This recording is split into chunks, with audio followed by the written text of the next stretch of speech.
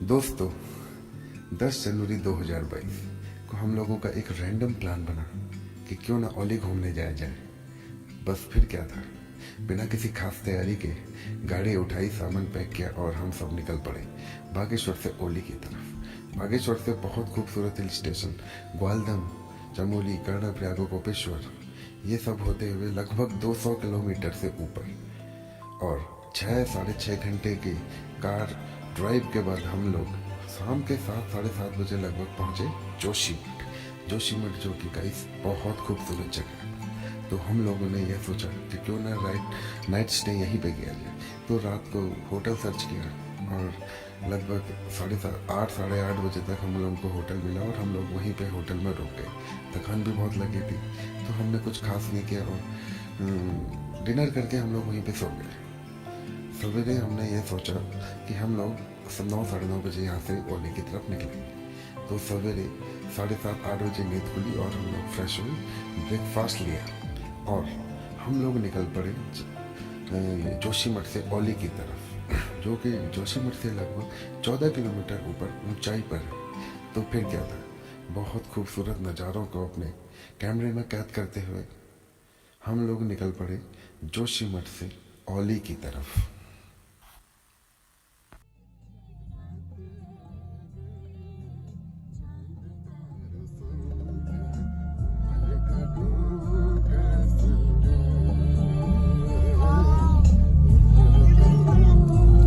ये है हिमालय बेटा, आगे देख। मैं कबड्डी समर घरों में इंतजार करना। गाइस, रास्ते के खूबसूरत नज़ारों को देखते हुए हम लोग सुनील नाम के एक गांव में रुके, जहां पे हमने हल्की फुल्की चाय पी और फिर वहां पे हमने बर्फ में ट्रैक करने के लिए कुछ बूट्स लिए। हम सब ने बूट्स लिए और उसके बाद हम लोग चाय वाय पी के वहां से ऊपर को निकल पड़े। बस फिर क्या था, ट्रैक करते रहे। बैक कर रहा है वो, नीचे ही घुसेगा यार, ये यहाँ कहाँ बैक कर रहा है। ये हमारा वो करेगा फिर बैठ।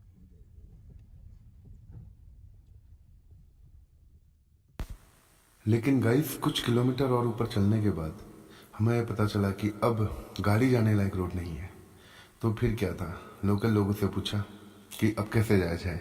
तो उन्होंने बोला, भाई साहब अब तो पैदल जाना पड़ेगा। तो फिर क्या था, भगवान का नाम लिया, हिम्मत बांधी और हम सब लोग चल पड़े पैदल यात्रा पे। कम से कम 8 किलोमीटर या 7 किलोमीटर की पैदल यात्रा पे सुनील से 2 किलोमीटर आगे जाके ओली की तरफ चलते रहे। गाइस, चलते रहे और खूबसूरती को अपने कैमरे में कैद करते रहे और फाइनली हम अपने डेस्टिनेशन पहुंचे ओली, जो कि बहुत ही खूबसूरत जगह है। फिर क्या था, जितनी थकान हमें वो 7 किलोमीटर पैदल चलने की लगी हुई थी, सारी इन खूबसूरत नज़ारों को देख के थकान मिट गई। बस फिर हमने थोड़ा सा वहाँ पे पराठे वगैरह खाए, चाय पी और फिर हम लोग फुल मस्ती में हम लोगों ने स्टार्ट कर दी वहाँ पे। तो नज़ारों को कैप्चर किया और कुछ ग्लिम्स मैं आपके सामने रख रहा हूँ।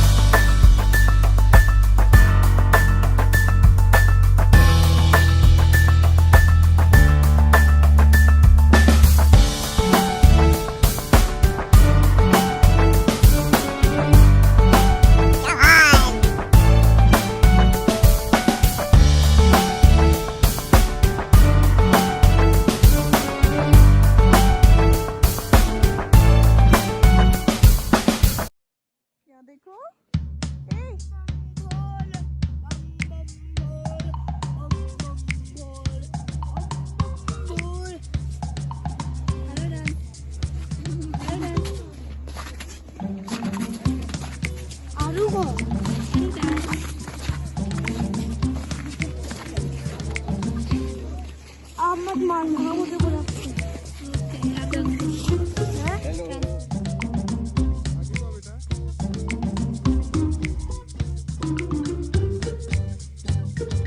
हाँ, नीचे रख दो ना इधर।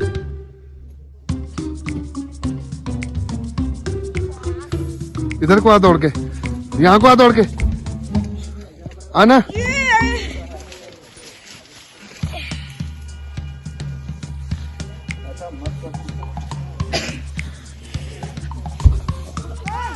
हाँ बहुत ही बड़ी बॉल बनाने वाला ये बड़ी बॉल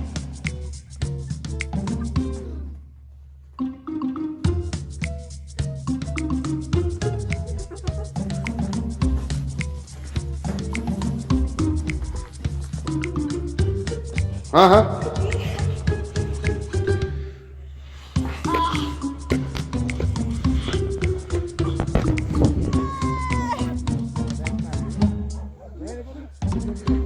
आरू इधर आना मम्मा के पास। अच्छा ऊपर से कूद के आ रहे तू, मम्मा के ऊपर गिर यहाँ को। हाँ गिर नीचे, हाँ कूद मार डू।